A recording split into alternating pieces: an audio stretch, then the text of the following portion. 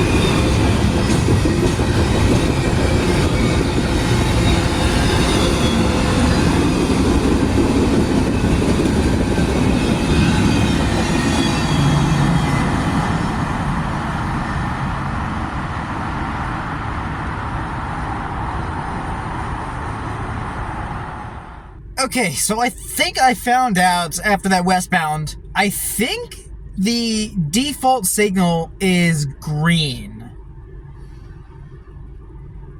Why? I have no clue. I don't know why. Like this, of course, this being the first time I'm down here, I'm not familiar with anything down here, so if anyone, I think this is a distant signal. There's no siding or anything over here. I think this is a distant signal to somewhere. But if anyone has got a clue why the distant signal could, I think this is a distant signal, I'm not entirely sure, why the signal could default back to green instead of stay red. Like, is it, I don't know if it's like, dispatch controlled or what. It's weird. This is so weird. I'm not used to seeing these kind of things down here since I railfan up at, like, Willowick and all that and whatnot. So I'm not used to seeing these things down here. Of course, there's, non-absolute signals in Menor, but they don't default to green. So, I don't know, is that like a first come, first served kind of thing? I don't know. If someone's got an idea, of how these things work, let me know in the comments. Because I'm genuinely curious. Like, again, I'm not familiar with this area at all, so it's striking to me that these signals default to green. Like, I'm facing eastbound right now, and the signals just default to green. So I don't know. I haven't looked on the other side yet and see if that was active or what. But I don't know. It's weird. It's strange. So if someone can give me an idea of how that works, let me know in the comments. And let's continue rolling. Though I can give one good thing about these signals. Whenever an eastbound's in the block, those signals light up and give me a heads up that, hey, something's coming. Which is exactly what is here. This would be CSX I-018. Similarly resembling I-168 that usually passes on the Erie West subdivision. Auto-X on the train, but with a few piggybacks as the differential. And a short one.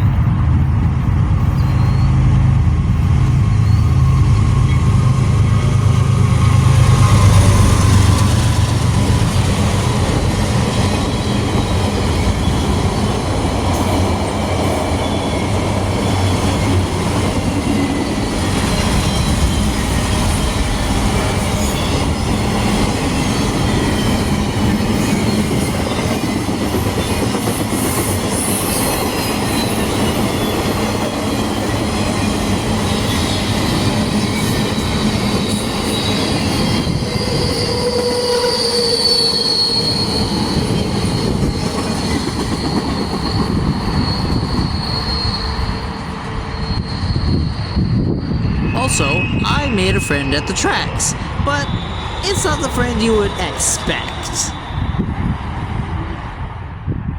Look, I got a friend. Hello. Where you going? Come here. I got a friend. Why ain't I fit? Yeah, I got a friend. Look it.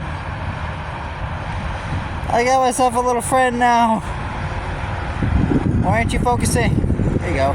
Yeah. Oh, there he goes. Where did you go? There you are. I got a friend. Yay. Now, of course, 4 trains in several hours doesn't seem like a lot, but for the first time being down there, you know, it was worth a shot. I mean, that line's less active compared to Erie West Sub, which is what I railfan the most, if you guys didn't know already. But besides that, decently good catches, I'd say. But not as good as when I went to East 26th Street in Cleveland, Ohio the next morning. So check out what I got on that day. Here we are at East 26th Street on this beautiful Wednesday morning.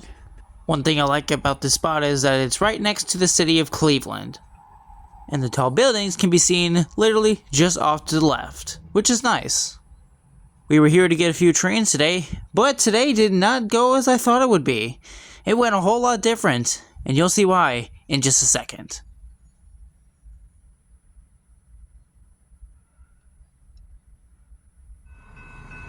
Our first guest today would be a Norfolk Southern tanker train.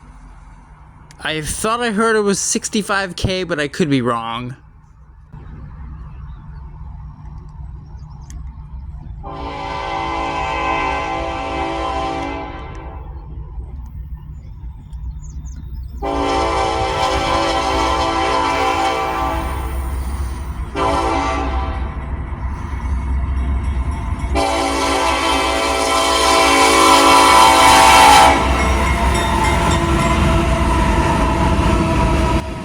And you probably thought I was an ace. Nope.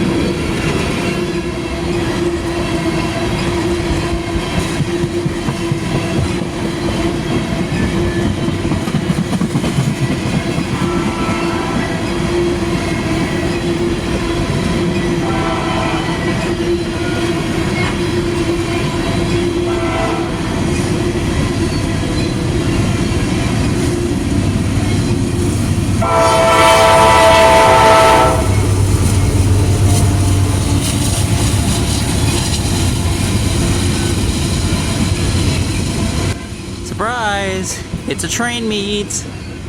The intermodal, I believe, is L15, which is an intermodal turn from Sandusky to, I believe, Twinsburg?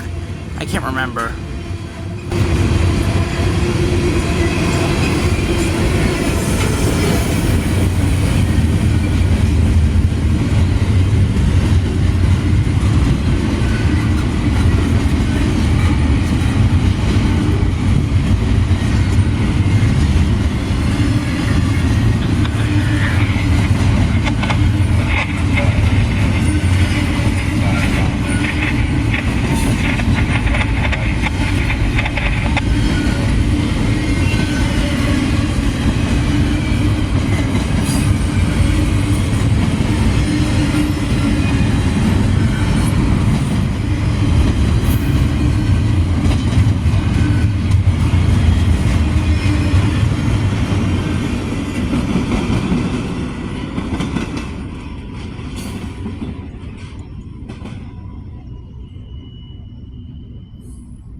And sometime after these two trains were left, the local finally showed up.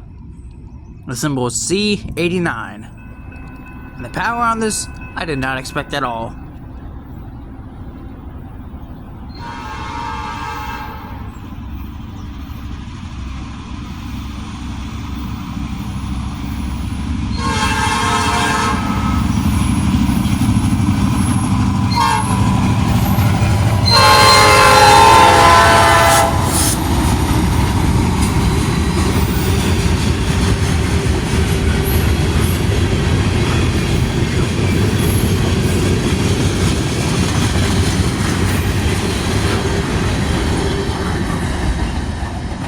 What a catch.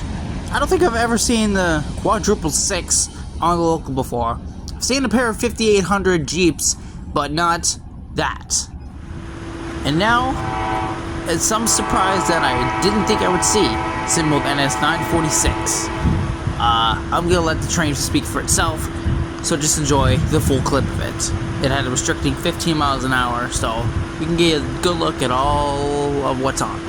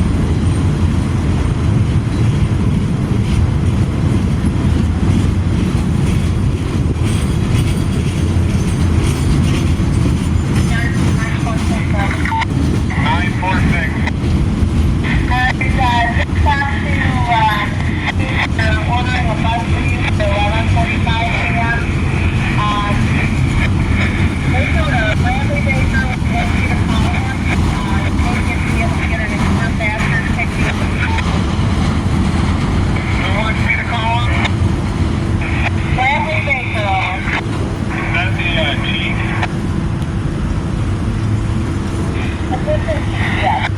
Alright, Assistant Chief Bradley Baker, we'll give them a call.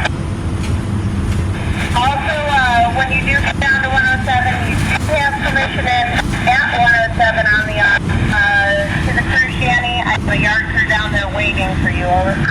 Yard crew waiting on us at the shanty, permission on the yacht up to them, thank you. That is the best.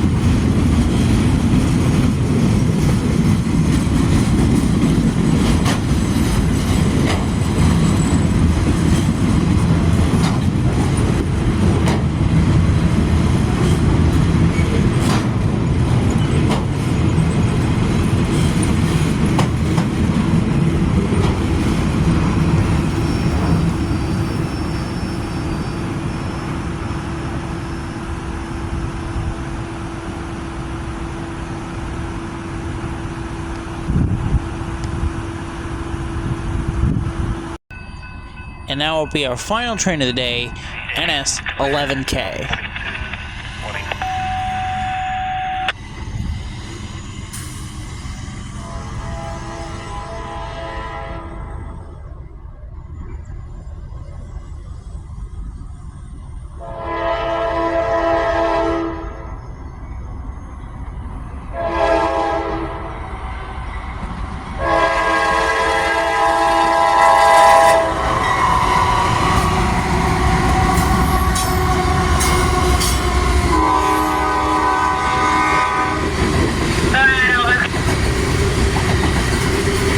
Before 11K got here, I have found out that they had to drop the 4096, which was the trailing second locomotive in the consist. They had to drop 4096 in Rockport Yard for whatever reason, probably some issues, but other than that, I don't know why else they would need to drop in Rockport.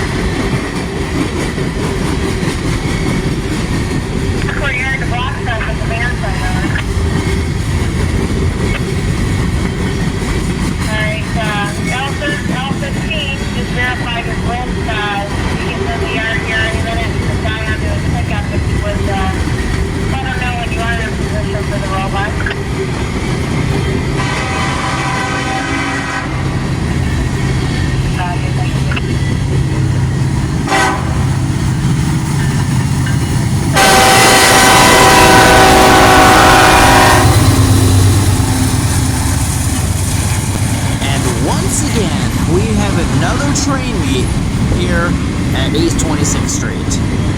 Though thankfully this time it wasn't blocked. None of the trains were blocked this time.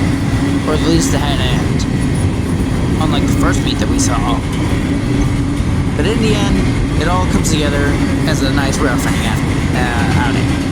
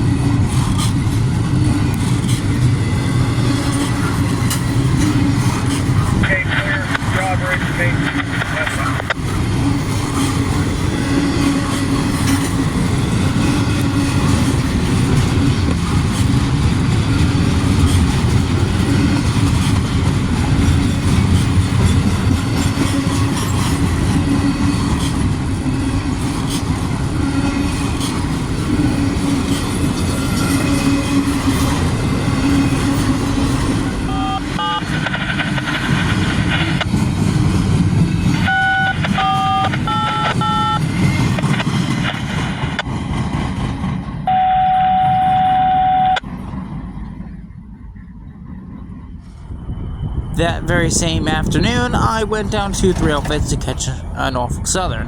But first, we had a CSX G108 with Pumpkin Power, aka BNSF.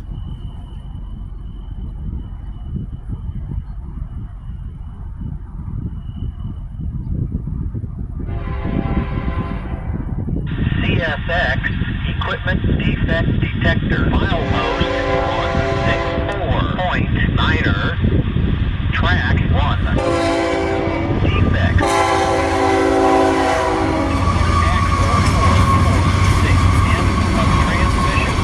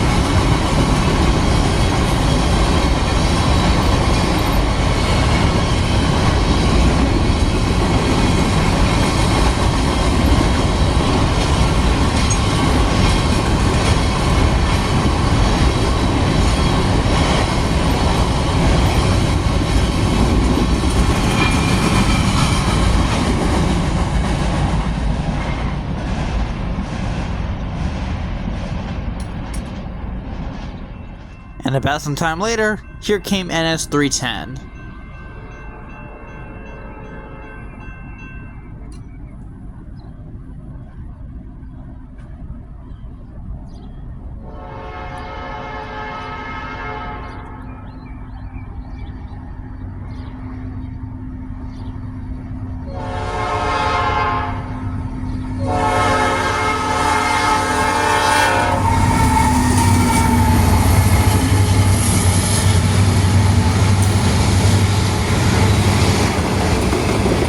Yes, NS310 had the vandalized 1000 trailing second. Though I was hoping it was going to be leading, but no. I would have gotten a better shot of the nose, but well, I got some of it at least.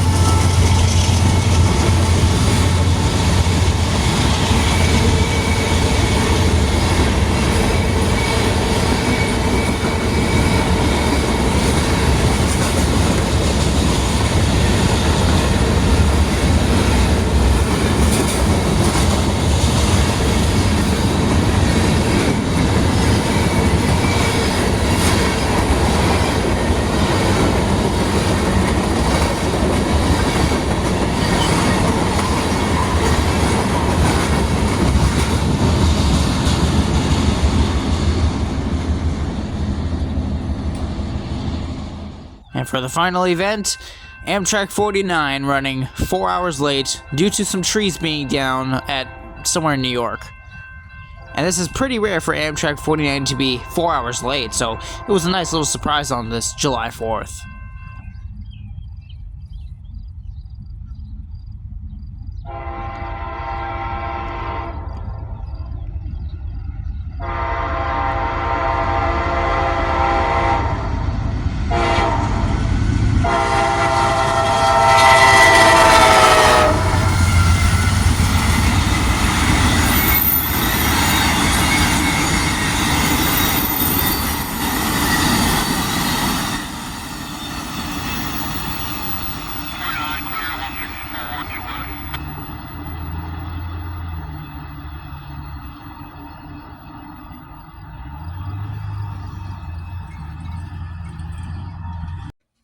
Well, I hope you guys enjoyed this interesting episode. Don't forget to, number one, leave a like, and don't forget to subscribe. Help the channel out. I'd really appreciate it. And don't forget, join the Discord. Link is going to be in the description below. And yeah, I really need to start putting a script together because I don't really have much else to say. Though I do have one thing I want to say. I am cooking up an interesting video that is going to be in the near future. When? I have no clue. But it is going to be something. I will tell you that. I'm working on something here at home. So there's going to be a video in the near future about that. So with that, ladies and gentlemen, I'm going to foreshadow you and just leave you on a cliffhanger. I will not tell you what the video is going to be that's going to be in the near future, but you're going to find out when. I don't know. But that is for another time. Anyway, this is Railfan Connects Fight signing out. I'll see you guys next video. Peace out.